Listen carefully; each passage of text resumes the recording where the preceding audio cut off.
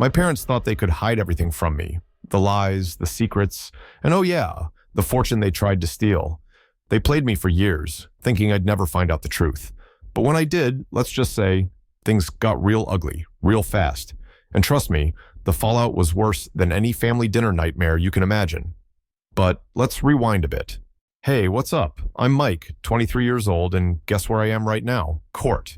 Yeah, you heard that right. I'm in court because my own parents owe me $200,000. Wild, huh? So I'm sitting in this stiff, suffocating courtroom, feeling all these eyes burning into me. And there they were, my so-called parents, sitting across the room, looking like they were about to have a full-blown meltdown. Honestly, I didn't feel bad for them at all. Like seriously, they dug this grave, now they can lie in it. It all started a few months ago when I got curious about where all the money from our so-called family business was going. My parents, well, let's call them ex-parents now, were always sketchy about finances, like real hush-hush. They never let me see the books, always had some lame excuse. But hey, I was part of the business too, right? So I did some digging of my own and surprise, surprise, turns out they were running some shady deals behind my back and stashing away the cash like they were prepping for the apocalypse. And guess what? I was left with nothing. Fast forward to this mess, me, in court, suing my parents. If that doesn't scream family drama, I don't know what does. The judge leans in and, with all the seriousness in the world, drops the verdict. The defendants are ordered to pay their son the sum of $200,000. Cue the drama. My parents, or whatever you want to call them now, looked like they just got hit by a truck. You could see the color drain from their faces like they suddenly realized their precious game was over. And me? Honestly, I was kind of numb at that point. Like, yeah, $200K is cool and all, but knowing these two were scheming behind my back for years, that hits different. But here's where it gets real interesting. As soon as we walk out of the courtroom, my lawyer, let's call her Susan because, well, that's her name, comes rushing over, looking like she's got something heavy to drop on me. You know that look, like when someone's about to tell you your dog ran away or some serious bad news? Mike, we need to talk. It's urgent, she said, practically yanking me by the arm. At that moment, my stomach did this weird flip thing, like it knew something bad was coming. And I'm just standing there thinking, what the hell else could they possibly be hiding? Haven't I had enough for one day? But nope, turns out this rabbit hole was a lot deeper than I thought. So we step out of the courtroom, and Susan, yeah, my lawyer, gives me this look. You know that look people give you when they're about to drop a bomb on your life? Yeah, that look. She's clutching some papers like they're about to burn a hole through her hand. My brain instantly goes, what now? I mean, hadn't we been through enough drama already? She clears her throat, nervous as hell, and says, Mike, there's something you need to know. It's about your background. Background? What the hell is she talking about? I grew up with these people. They've been my parents my whole life. I mean, sure, they suck, but they're still my parents, right? What do you mean, my background? I'm standing there confused, with this pit growing in my stomach. Something's off. She takes a deep breath, like she's preparing to hit me with something heavy, and then out of nowhere, she drops it. Mike, you're adopted. Boom. My mind just explodes. Adopted? Me? This has got to be some kind of twisted joke. I've been calling these people mom and dad for 23 years, and now you're telling me that's all been a lie? No way, I stammer, trying to keep my voice steady. This has to be some mistake. But Susan wasn't laughing. She hands me a stack of papers. Adoption documents, names, dates, the whole deal. It was like my entire world flipped upside down in seconds. These people weren't just bad parents. They weren't even my real parents. I just stood there, staring at those papers like they were written in another language. My brain couldn't even process it. My whole childhood, every memory, everything. Was it all a lie? Did they ever even care about me? Or was I just some random kid they picked up, like a stray dog? And then it hit me. Hard. If this is true, if they lied about this, what else have they been hiding? I had questions, so many questions, but my mind was too scrambled to even begin. All I could do was stand there, feeling like the biggest idiot on the planet, while my so-called life unraveled right in front of me. So, after my lawyer hit me with the whole "you're adopted" thing, I couldn't get one thought out of my head. Why did they hide this from me for so long? I get back home, thinking I'd find my parents there, ready for round two. But guess what? The house is dead silent. My parents? Gone. Not even a trace. Just a note on the table, like they dipped out of a bad movie scene. We're leaving. Sorry. Sorry? That's what they left me? After blowing up my entire life with one court decision, they leave a note like, "Oops, our bad?" That's rich. I couldn't help but laugh, even though I was boiling inside. But here's the thing. I wasn't about to let it slide. Something about this whole mess stank worse than last week's takeout, and I needed answers. So I did what any sane person would do. I started tearing through the house. Drawers, closets, shelves. I was on a mission. But, of course, the real jackpot, the basement. There's always something hidden in the basement, right? That's what every horror movie teaches you, and it's not wrong. I found a bunch of old boxes, and behind them, oh yeah, there it was. Documents, receipts, phone records, and not the normal kind. We're talking weird, shady business deals and secret phone calls to places I'd never heard of. Turns out, these people weren't just keeping my adoption from me. They were deep into some real sketchy stuff. Every piece of paper I picked up added to the mess. Payments that didn't add up. Names that made no sense. Transactions that screamed illegal. My head was spinning. What were these people even into? And more importantly, what did it have to do with me? And then, like the cherry on this disaster sundae, I found a letter, sealed, fresh, and addressed in my dad's handwriting. But the name? I had no clue who it was. It wasn't my name or anyone I'd ever heard of, but the address was recent, like real recent.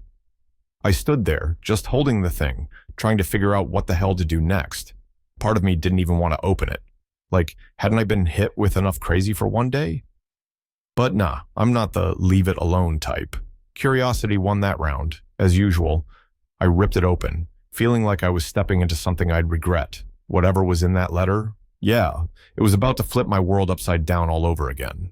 So I crack open this letter, and it's not from some random creep. Nope, it's from a lawyer. Not my lawyer, though. Turns out, this was from my real parents' attorney. You know, the ones I didn't even know existed until about 5 minutes ago. And here's the kicker. They were rich. Like, super rich.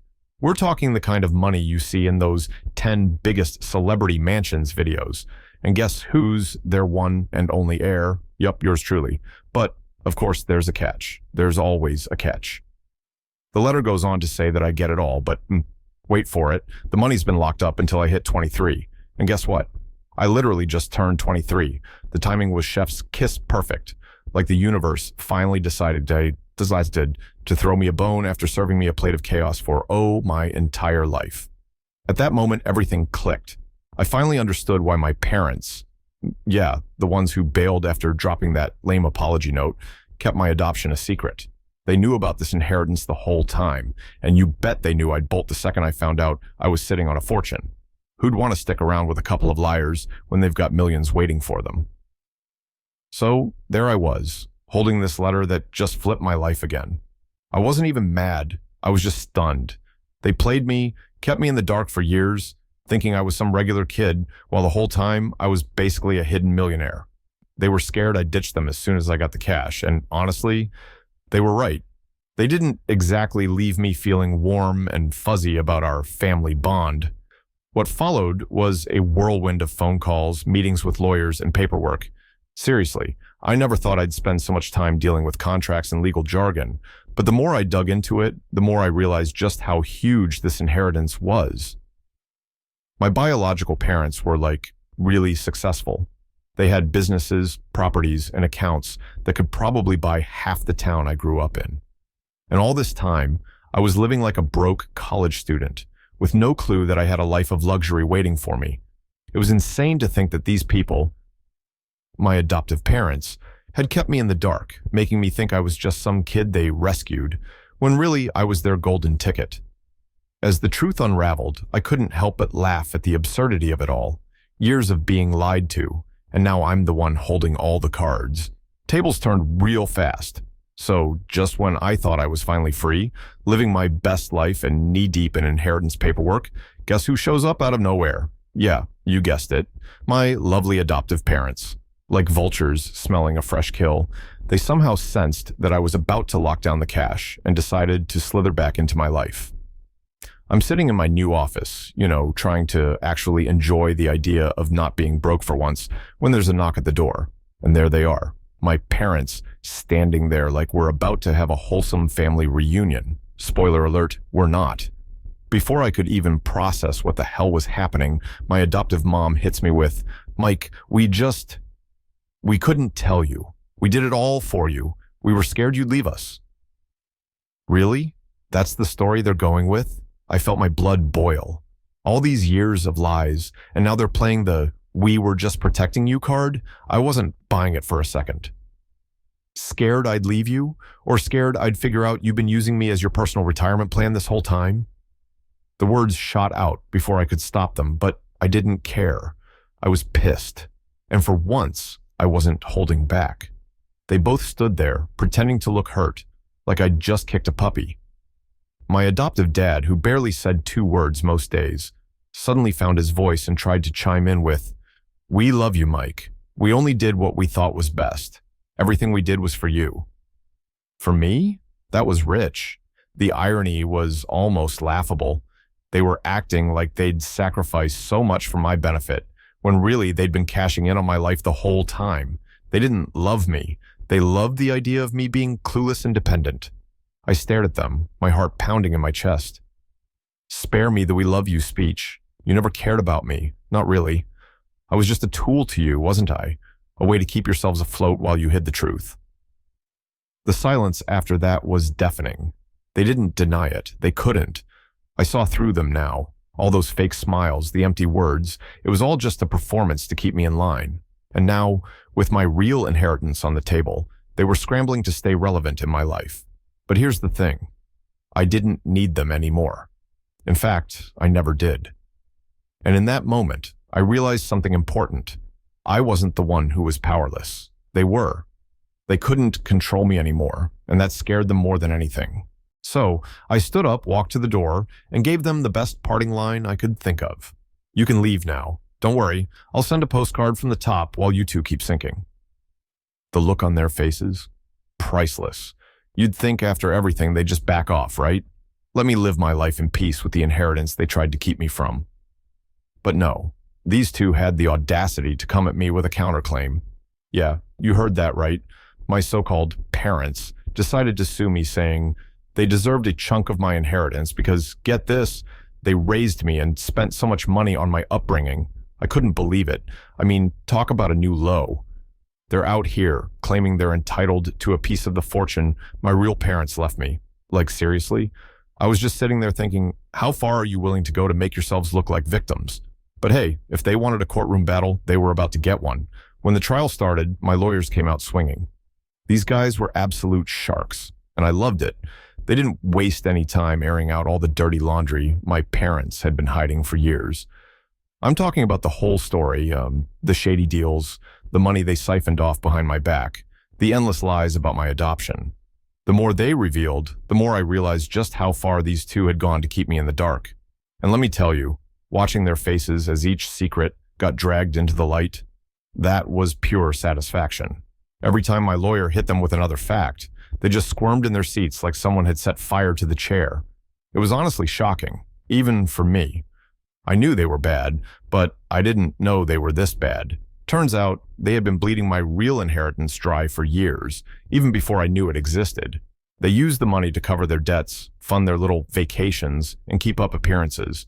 And here I was, thinking they were just bad with money. Nope, they were professionals at playing me for a fool. And then came the cherry on top.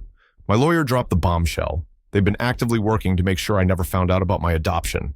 They forged documents, tampered with records, and did everything possible to keep me in the dark. I sat there, listening to all this, feeling like I was in some twisted soap opera. How could people go so far just to keep control? I'd been their little piggy bank for years, and now that I was out of their grasp, they were trying to cash out one last time.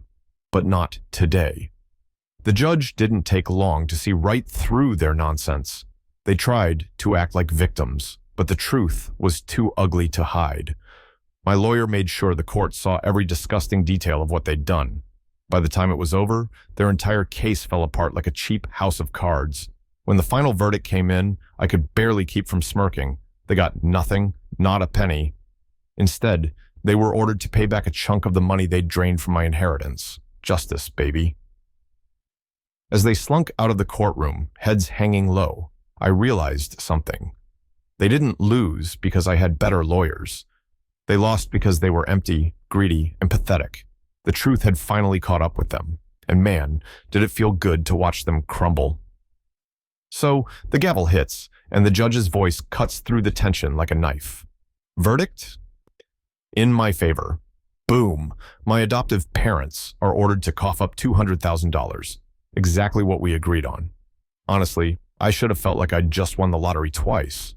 First the inheritance, and now they're being forced to pay me back. Talk about poetic justice. But here's the thing. As sweet as that courtroom victory was, it didn't hit like I thought it would. Yeah, I'd won, sure. I had the cash, I had the freedom, and I had a future that was about to be a hell of a lot richer. But standing there, watching my so-called parents shuffle out of the room, heads hung low like two thieves caught red-handed, I felt this weird emptiness creep in. It wasn't the money. It was never just about the money. I mean, don't get me wrong, $200K, and a fat inheritance is life-changing. But the real hit? That was my life they'd taken. Every fake smile, every lie, every moment they kept me in the dark about who I really was. That was priceless, and no judge could put a number on it. They'd stolen years from me. I'd grown up thinking they were my family, believing all the nonsense they fed me. But the truth? I was just a pawn in their game. The money, the fake love, the whole charade, it was all about control. And now, finally, that control was gone. They couldn't touch me anymore. But instead of feeling on top of the world, I just felt empty. Like, what now? Sure, I had my inheritance, but that didn't change the fact that these people, the ones who were supposed to care for me, had been lying through their teeth since day one. I remember standing outside the courthouse, the cool breeze hitting my face as I watched them walk away, looking small and defeated. Part of me wanted to shout after them, to say something savage like, "Good riddance." But what was the point? They were nothing to me now, just two faces in a crowd. I didn't need revenge anymore. I didn't need anything from them. I had the money, sure. But more than that, I had something they never could have given me, my freedom. Freedom from the lies, from the manipulation, from them. So, yeah, I walked away a winner, but it wasn't the $200K or the inheritance that made me feel free. It was knowing that they'd never hold anything over me again. So here I am, the dust has settled, the lawsuits are over, and I'm officially out on the other side. With money in the bank and no more strings attached to those two fakes, I was finally free to start over. And trust me, this time, I was doing things my way. First things first, I cut every last tie with the people who played me. Blocked, deleted, erased. I wasn't gonna let them hang around like bad memories, hoping to weasel their way back into my life. They had their shot, and they blew it. No more second chances. No more looking back. But here's the thing. The money? Yeah, it was great, no doubt. But it wasn't just about the cash. It was about figuring out who I really was. The real me. Not the person they tried to mold into some convenient little puppet, but the person I was always meant to be. And the best part, my real family, and the one I thought I'd never know, they were out there, and I finally had a way to find them. Through this whole inheritance mess, I managed to track down information about my biological family. Turns out, they were way different from what I was used to. Successful, sure, but more than that, they were the kind of people who cared about things that actually mattered. I had letters, documents, even photos that I'd never seen before, like pieces of a puzzle that had been missing my whole life. And now, I was ready to put that puzzle together. It's wild, you know? Finding out that the people who should have been raising me were the ones who had my back the whole time, even from beyond the grave. They left me this inheritance, not just to make sure I was set for life, but because they wanted me to have a real shot at living on my terms. No lies, no manipulation, just the truth. Even if that truth was a little ugly, because, let's be real, sometimes the truth sucks. It hits you like a brick to the face and leaves you wondering how you didn't see it coming. But even then, It's better than living in some bubble of lies, thinking everything's fine when it's all just smoke and mirrors. Now, I'm starting fresh. I've got the resources to do whatever I want. But more than that, I've got clarity. I know who I am now. And yeah, I might have had to go through hell to get here, but I'm here. My new life isn't just about the money. It's about freedom, control, and finding the people who really matter. The ones who've got your back, even when things get messy. And you know what? I wouldn't trade that for anything. So yeah, sometimes the truth is worse than you could have ever imagined. But it's a hell of a lot better than living a lie.